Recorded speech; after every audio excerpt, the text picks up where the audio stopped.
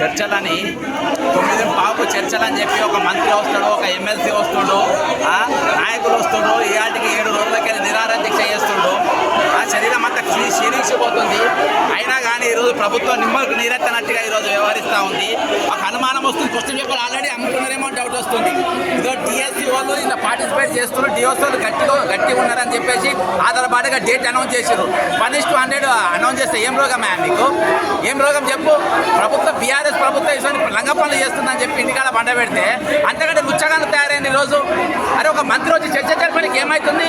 హరీష్ రావు వచ్చిండు, మన కేటీఆర్ వాళ్ళ గురించి మాట్లాడు. ఇప్పటిదాకా నిరుద్యోగులతో మాట్లాడతలేవు. మెడికల్ హాస్పిటల్ ఓపెన్ చేయడం వరంగల్ పీకనికి పోతాయి ఏమందో కానీ ఒకళ్ళు గరీబోలు ఉంటే నువ్వు రావా ఇక్కడికి? గరీబోలు దీక్ష చేసుకుంటే రావా నువ్వు? మెడికల్ హాస్పిటల్ ఏమైనా అయ్యేదే అక్కడ మా సొంతాలకు మేము వాళ్ళకి పోతాం మేము అంటలేం. కానీ నువ్వు ఈ దవాఖానకు రావాలి కదా. గరీబోళ్ళ దవాఖానకు రావు, ఉస్మానియాకి రావు, వరంగల్ పోతావు. వరంగల్ ఎంజిఎం దాకా పోవు. వారం రోజులకి దీక్ష చేస్తుంటే ఇక్కడికి రావు. ఎందుకు రావు ఇక్కడ నువ్వు? ఎందుకంటే బరాబర్ నువ్వు క్వశ్చన్ పేపర్ అమ్ముకున్నావు. ఆల్రెడీ పేపర్ అమ్ముకున్నావు. నువ్వు అమ్ముకున్నావు కాబట్టి ఈరోజు డ్రామా చేస్తా ఉన్నావు. ఈ రోజు నువ్వు ఎవరిని అడిగి డేట్లు పెట్టావా? నువ్వు రేవంత్ రెడ్డి ఎవరిని అడిగి డేట్లు పెట్టావా? నువ్వు రౌడీలు బౌన్సర్లను తీసుకొని రానిక అవే ఇక్కడ రౌడీల బౌన్సర్లను తీసుకొని వచ్చి ఇక్కడ మీటింగ్ రానిక ఏం పిక్తారు? కేసీఆర్తో కొట్టాను బొచ్చు. మీతో ఏమవుతుంది? కేసీఆర్తో యుద్ధం చేసినావా? మీతో ఏమవుతుంది? బొచ్చు అవుతుంది నీతోని. మేము భిక్ష చేస్తే వచ్చిన ప్రభుత్వం ఇది. నేను భిక్ష చేస్తే కాంగ్రెస్ ప్రభుత్వం ఈరోజు అధికారం వచ్చింది. కానీ నువ్వు కానీ నీ పట్టి కానీ నీ గొట్టం కానీ ఎవడో బిడ్డ ఈరోజు అధికారం రాలే.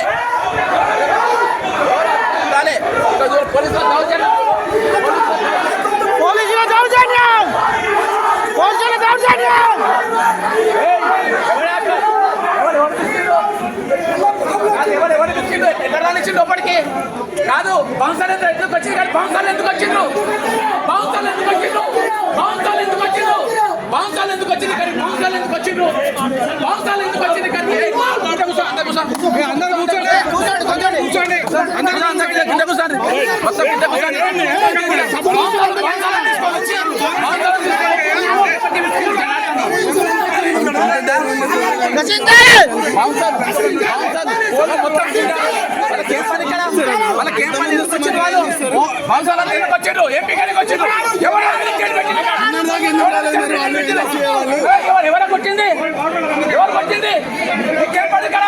గొంతులు బిగుస్తారు.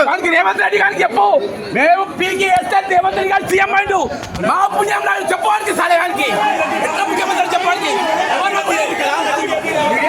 మెడలు ఎవరు తీసుకుంటాడు? వచ్చిందాడు గుండాలు